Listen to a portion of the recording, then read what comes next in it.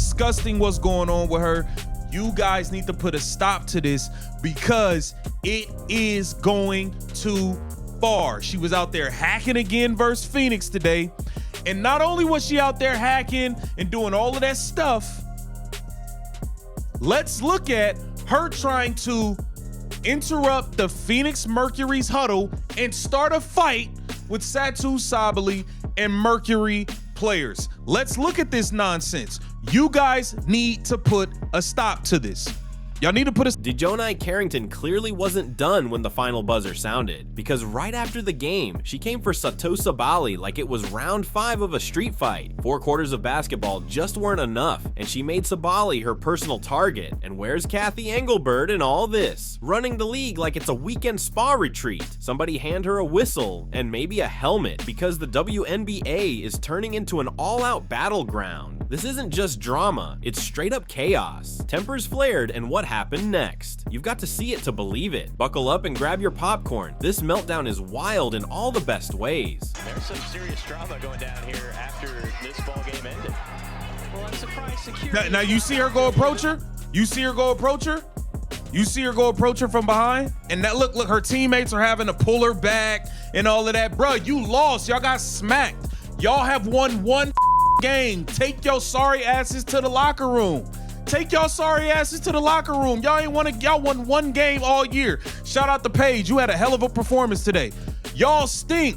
Don't interrupt the other team huddle. Take y'all trash team to the locker room, bro. Oh, and trust me, it only gets crazier from here. Like seriously, how is this even still a thing? It's 2025 and we're watching professional athletes, grown, paid pros, act like they're in a WWE ring or scrapping in the cafeteria during lunch break. And Cathy Engelbert, she's out here acting like she's meditating through the madness, completely unfazed, like she's running a wellness retreat instead of a professional sports league. Is this the WNBA or an emotional support group with a scoreboard? Are we doing?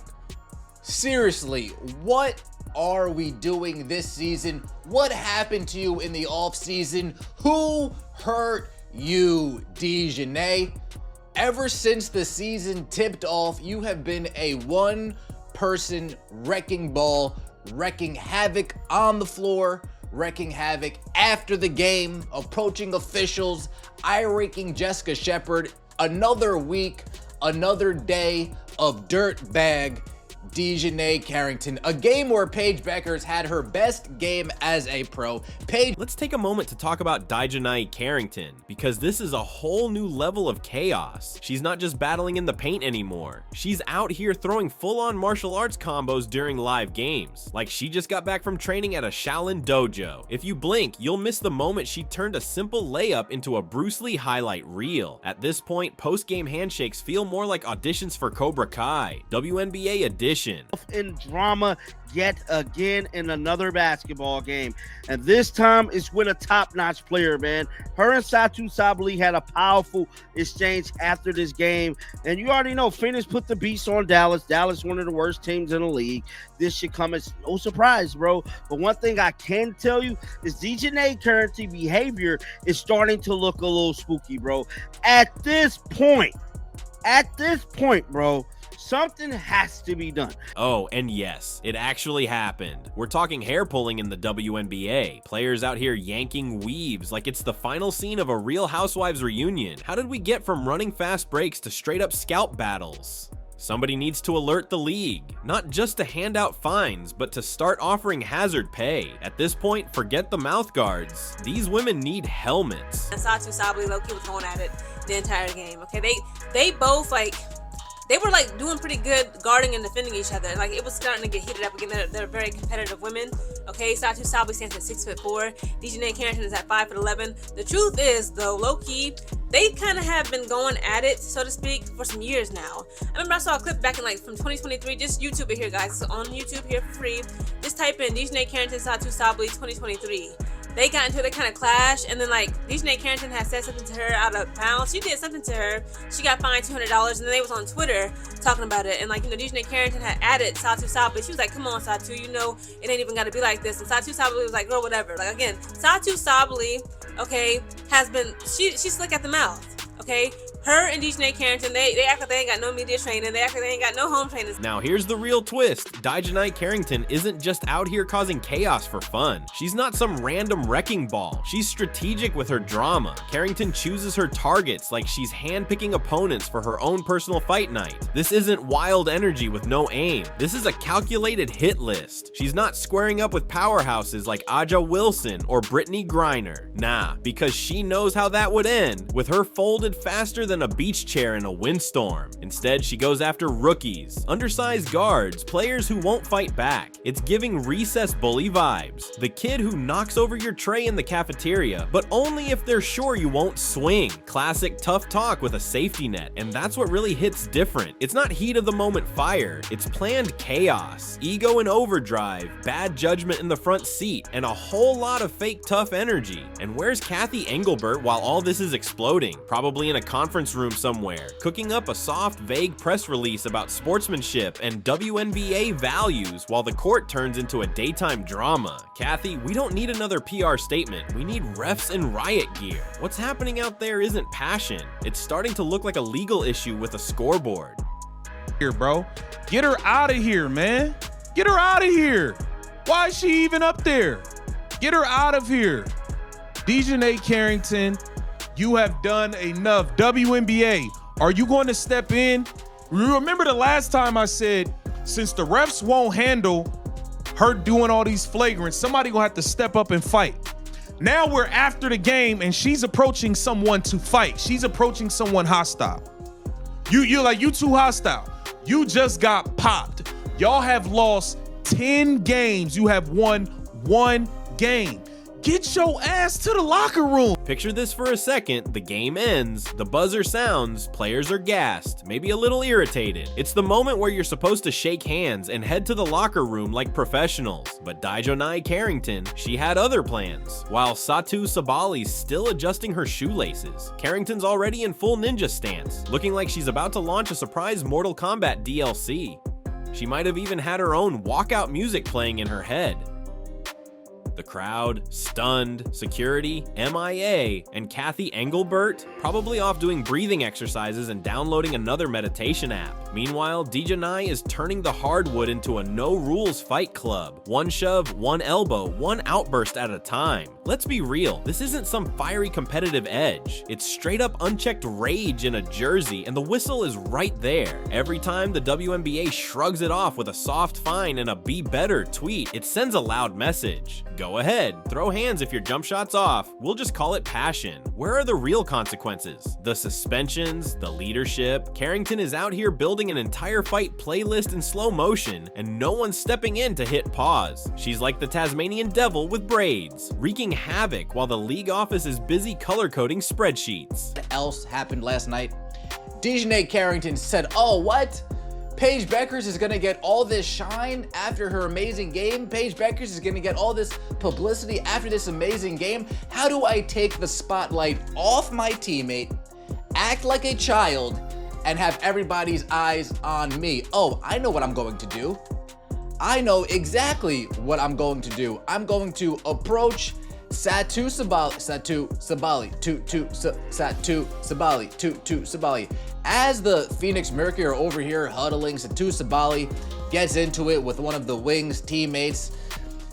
They're over here. Yeah, you see? Yeah, Satou Sabally jawing at Dijonai. And that's Dijonai. That's dirtbag Dijonai, by the way, with that thigh tattoo as you see over here. Cathy Engelbert has about as much control as a sub trying to manage a class of wild middle schoolers. The players are doing whatever they want while she's over in the corner jotting down names on a clipboard no one's ever going to look at. And don't hit us with the "it's just passion" excuse. Passion is fighting for a loose ball. Passion is gutting it out on a bad ankle. Passion is not flying drop kicks to someone's kneecap and calling it incidental contact. Dijonai Carrington's out here yanking hair like she's blindfolded at a mannequin salon. There's nothing passionate about turning the handshake line into a full-on UFC weigh-in. But here's the part that really pulls the curtain back: who she goes after.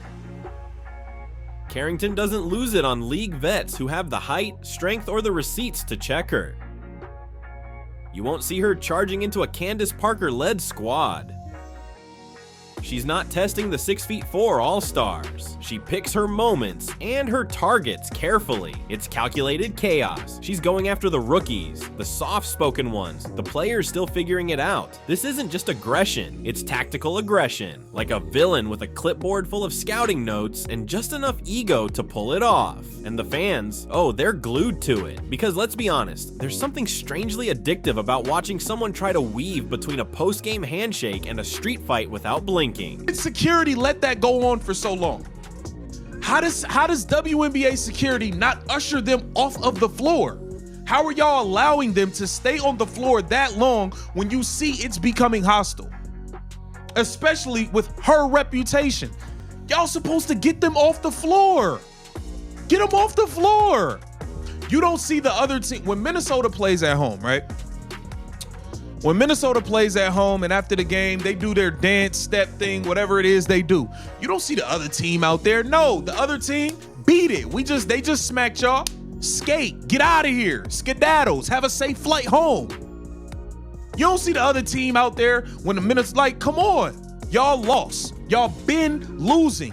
WNBA, y'all. But if Kathy Engelbert doesn't step up soon, the WNBA won't be known for elite athletes or rising influence. It'll be known as the league where you might catch a right hook before you catch your breath. This is the moment. The time for polite warnings is over. We need actual consequences, not soft statements and wrist slaps. Because if Dijonai Carrington turns one more post-game into her personal episode of Fight Club and the league stays silent again, we're gonna have to assume Kathy's running things from an underwater cave with no Wi-Fi and no clue. Punishment isn't optional anymore. It's a necessity. The WNBA can't afford to become a walking punchline where every heated matchup ends with someone face down and someone else trending for all the wrong reasons. Dijonai can't keep walking away like the lead in a telenovela, storming off in slow motion after setting the building on fire. We need structure. We need actual leadership. And most of all, we need Kathy Engelbert to stop acting like she's running summer camp chaos and start acting like the commissioner of a serious professional league. Because honestly, the only thing more out of control than Carrington's behavior is the fact that no one is putting a stop to it. And the wildest part of this WNBA drama, even Skylar Diggins-Smith didn't step up to check her. Yeah, I mean, I think this is a conversation that could also be important for the next CBA. You know, Kathy added a lot of games, and us as players, recovery is so important. We put our bodies on the line every single time. We had 9 games in 18 days. That's not really responsible for a commissioner. I think other teams have like 3 back-to-back, so it's just a lot of things that we could clean up in terms of scheduling, but we've persevered and we show that we can do it. It's just something that obviously along the way over the course of a long season, that's really hard to do. Skylar Diggins-Smith, the same Skylar who moves like she wrote the book on toughness, was just silent. The woman who stalks the court like she's the final boss in a fighting game stood there while Dijonai Carrington turned the place into chaos. No glare, no clap back, not even an eye roll. Sis might as well have been on Do Not Disturb. For someone who lives for the smoke and never misses a chance to flash some attitude, Skylar completely disappeared the second things got heated. This is the same Skylar whose sassy highlights practically come with their own soundtrack. And yet, when Dijonai started doing her Tasmanian spin cycle, Skylar looked off like she suddenly remembered she left her flat iron plugged in. WNBA needs to step in and solve this nonsense, man. Y'all are allowing this girl to run around like a menace. And like I said, Satou, Satou kind of soft. It is what it is. Like Satou ain't with all that. She know who to pick and choose to play these games with. She wouldn't have, you see Alyssa Thomas was stopping it. She wouldn't have did what that wolfing she was doing with Satou. She would never do that with Alyssa Thomas who was there. She wouldn't do that. She wouldn't do that at all. At all. At all. Y'all got popped by 13 points. You guys are 1-10. Where was that alpha energy when the league desperately needed a grown-up in the room? Nobody stepped in, nobody checked Carrington. The vets just stood around while she delivered another audition for her villain origin story. It's like the entire league is allergic to accountability. And now, the result is this domino effect of out-of-control behavior that's turning WNBA games into gladiator matches, with a few jump shots sprinkled in. Let's call it what it is. This isn't intensity, it's destruction. This is what happens when athletes start mixing up competitive competitive with combustible, thinking chaos equals clout, and somewhere along the line, they bought into the lie that if you're not trending for drama, you're not relevant. Allowing her to bully, attack, say whatever, do whatever she wants to any damn players. There is no disciplinary actions. There is no nothing with Dijonai Carrington, bro. I mean, this is getting out of hand, dog. And it's just so crazy to me that this is yet another week. I mean, well, not even a week. Another game.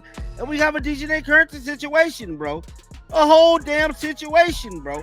And here's the wild part. It's working. They're going viral, just not for the reasons anyone should want the WNBA trending. Instead of being celebrated for elite talent, growing visibility, and actual basketball excellence, we're watching the league spiral into a highlight reel of fights, sideline scraps, and post-game chaos. At this rate, ESPN might as well slide WNBA coverage right after Real Housewives of Atlanta. You wouldn't even notice the genre shift. Caitlin Clark brought the spotlight. She brought in new eyes, fresh headlines, and real mainstream buzz. For the first time in years, casual fans and non-sports watchers actually cared about women's basketball. And how do some players respond to that moment? By turning games into reality show auditions. Suddenly, it's less about fast breaks and more about fighting to stay on Survivor Elbow Island. You have two competitive women, okay, who are very spicy, very, they're gonna speak their mind. It is what it is. They got that no nonsense attitude.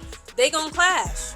Low key during that Unrivaled, okay, back in February when it was 1v1, they damn near was fighting, okay, when it was Satou Sabally up against Dijonai Carrington. Satou Sabally, again, she's 6'4", large wingspan, she's bigger and stronger and taller than Dijonai Carrington. She was tossing Dijonai Carrington around like a damn ragdoll. It's honestly mind-blowing how self-sabotaging this has all become. You've got a once-in-a-generation star, Caitlin Clark, carrying the league's momentum on her back, bringing in new fans, media attention, and actual hope for growth. And instead of rallying around that, instead of building something bigger together, some players seem more interested in turning the court into a battlefield, fighting for who gets to wear the crown of Queen of the Chaos. Do they not get what's on the line here? Do they seriously think Caitlin Clark is going to stick around just to eat elbows, cheap shots, and ego-fueled fouls every single game? Keep it up, and don't be surprised if she starts eyeing an offer from overseas. Once that happens, so much of this fragile, hard-earned momentum disappears overnight. Because here's the truth, the WNBA isn't invincible. It can't survive headline after headline of infighting and nonsense, not while it's still clawing for consistent viewership and investment. Caitlin isn't just another player, she's the spark, the story, the reason people are finally paying attention. And right now, the league's treating her like a throwaway rookie instead of the golden ticket she actually is. So right here, this Satou Sabally, right? So Satou Sabally is in Dallas. Now we all know she used to play for Dallas. So it wasn't a welcome back. Dijonai Carrington immediately put her hands up to the camera. Now this clip, like this scene right here, is going viral everywhere. Dijonai Carrington putting her hand up to the camera, really telling the camera she don't want nothing to do with them, bro. And the worst part, no one, especially not Commissioner Kathy Engelbert, seems willing to step in and put a stop to this circus. No one's laying down the rules, no one's pulling Dijonai Carrington aside and saying, hey, maybe instead of turning someone's braid into a weapon, you try rotating on defense. No accountability, no consequences, just more press statements with all the strength of lukewarm chamomile tea. Let's be clear, this isn't just rough play. This is behavior that would get you booted from your local YMCA pickup game, yet somehow it's flying under the radar in the professional league. Caitlin Clark didn't enter the WNBA to be blindsided by flying elbows or blindsided screens that double as body slams, but that's what she's dealing with on a nightly basis. And if anyone actually believes she's gonna just take it forever, keep dreaming, because here's the truth. Europe is calling. Overseas leagues would welcome her with open arms. They'd appreciate her talent, build teams around her, and protect her like the star she is. You know what they wouldn't do? Treat her like a crash test dummy just to prove who's tougher. If the WNBA doesn't step in soon, this rising momentum is going to crash straight into chaos. And when it does, there won't be a lifeboat big enough to save it. The league needs to stop sitting on its hands and start enforcing real consequences. That That means actual suspensions, real leadership from the top, and maybe, just maybe, a wake-up call for players like Dijonai Carrington that you don't grow the sport by turning every game into a brawl. You don't elevate the league by cheap-shotting opponents, teammates, or the one superstar actually drawing the spotlight. You do it by playing with pride, with purpose, and like the world is watching, because it finally is. But right now, too many players look more focused on chasing headlines than building a legacy. And Cathy Engelbert, she's running out of time to prove she's got control of this thing. You can't let the league spiral into an off-brand reality show and still pretend you're leading a movement. What we're seeing isn't competitive fire. It's insecurity in uniform. It's desperation dressed up as dominance. And if someone doesn't slam the brakes on this soon, Caitlin Clark won't be the only one scanning for the exit.